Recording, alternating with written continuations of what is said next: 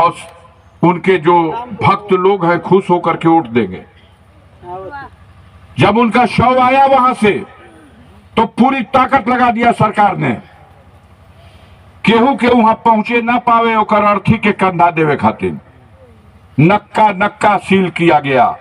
आजमगढ़ का बॉर्डर, जौनपुर का बॉर्डर, मऊ का बॉर्डर, बलिया का बॉर्डर, बक्सर का बॉर्डर, यहां तक कि गाजीपुर में भी गंगा पे बना हुआ 3-3 चौपुल खोलवा दिया गया, केहू पहुंचे ना पावे। पूरा कस्बा में, पूरा एरिया में हर तरफ घेराबंदी, पुलिस। मकसद यह था कि उनका शव आए तो परिजन लोग उसको ले जाकर के कफन दफन कर दे। लेकिन कुछ चमत्कार हुआ। कहा जाता है कि संसार में जो आया है सबको जाना है, लेकिन जब कोई चला जाता है तो उसकी अंतिम यात्रा जो होती है वही उसकी औकात की पहचान होती है कि उसने इस दुनिया में क्या कमाया है।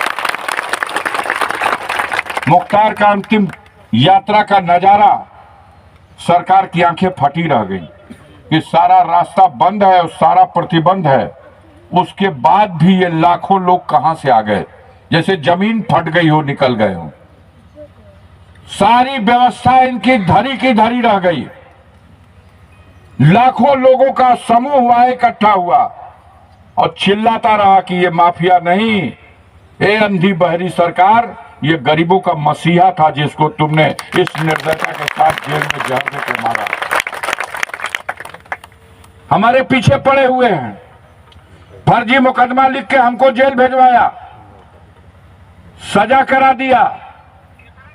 लेकिन हम बाबा साहब भीमराव अंबेडकर को, उस संविधान को मानते हैं साथियों जिसमें हर व्यक्ति के लिए उसमें स्थान है, उसमें रोशनी है, उसमें रास्ता है। उसी संविधान में मुझे रास्ता मिला।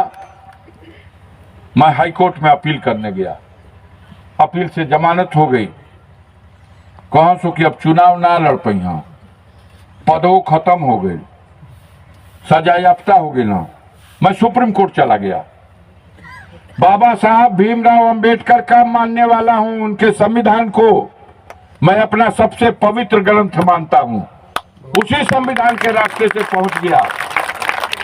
जब सुप्रीम कोर्ट में पहुंचे और बहस हमारी हो गई तो माननीय सर्वोच्च न्यायालय ने आदेश दिया कि गाजीपुर के न्यायालय से जो अफजाल अंसारी की सजा हुई है 4 साल की, यह सजा निलंबित की जाती है और उनका पद बहाल किया जाता है और उनको चुनाव लड़ने के लिए योग्यता प्रदान की जाती है।